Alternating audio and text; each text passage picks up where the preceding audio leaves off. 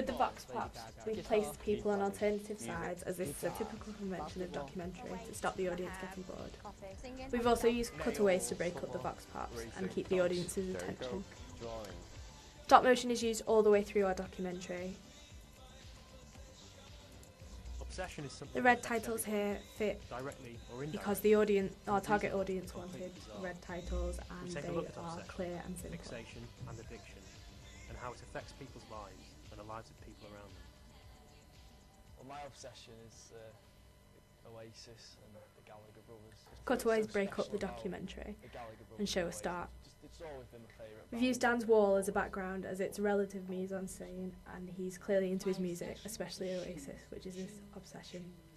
The speciality of shoes is because I was young and during the war. Stop motion is used throughout the documentary as a memorable feature and a predominant characteristic of our documentary.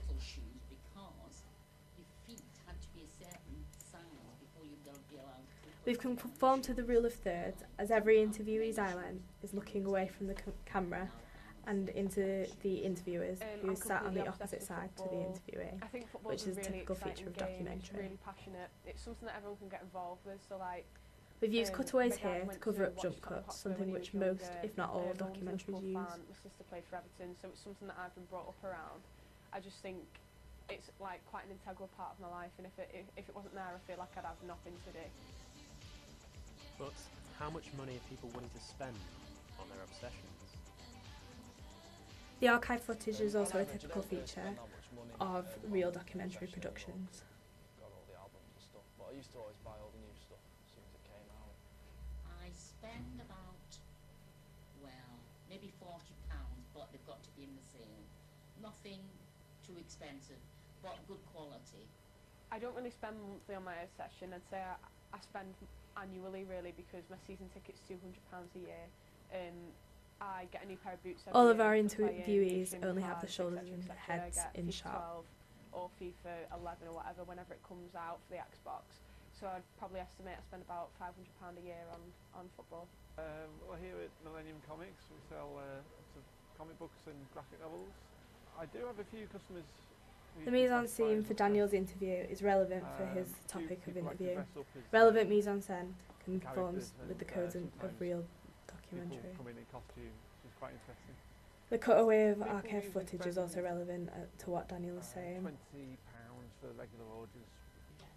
Name titles here are in black so that they don't blend in with the background.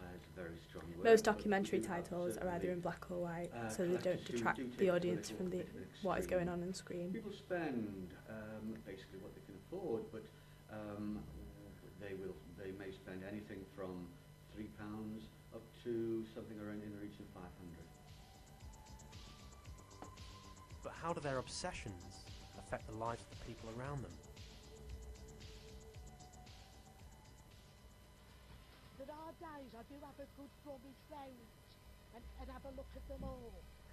Stop motion in the archive footage is also relevant because it keeps with the theme of our documentary. I don't really think my obsession affects the people I live with too much, because they don't seem to mind me just like playing the music and stuff. They all seem to like it. Get told to like turn it down every now and then, but blue screen is used as a varied background to keep interest.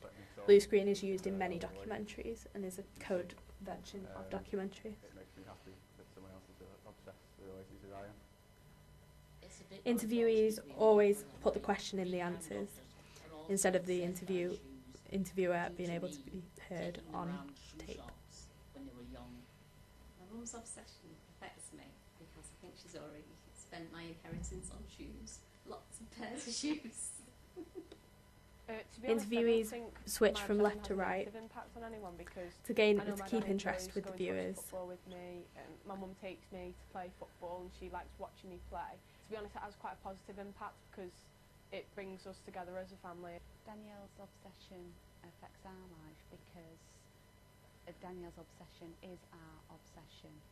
We take to football, we watch football. Our documentary keeps with a linear sequence and everything makes sense and follows the sequence. So how do psychologists view obsession? We kept the real sound here to show a change in... The voiceover in our documentary leads the narrative and asks questions which the documentary and interviewees then answer. spending a lot of your life trying to obtain that object.